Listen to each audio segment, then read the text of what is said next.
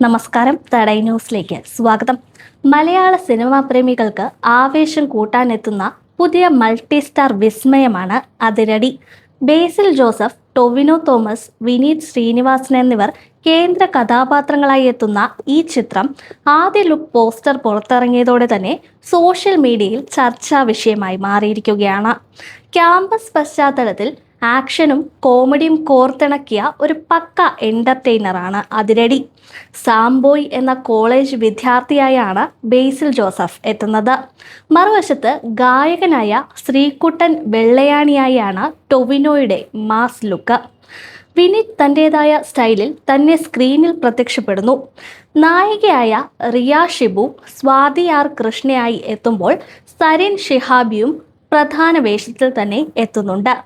മിന്നൽ മുരളിക്ക് ശേഷം വീണ്ടും ഒരുമിക്കുന്ന ബേസിൽ ടൊവിനോ കൂട്ടുകെട്ട് തന്നെ ചിത്രത്തിന്റെ പ്രധാന ഹൈലൈറ്റ് ആണ്. സംവിധായകനായ അരുൺ അനിരുദ്ധിന്റെ അരങ്ങേറ്റ ചിത്രം എന്ന പ്രത്യേകതയും ഇതിനുണ്ട്.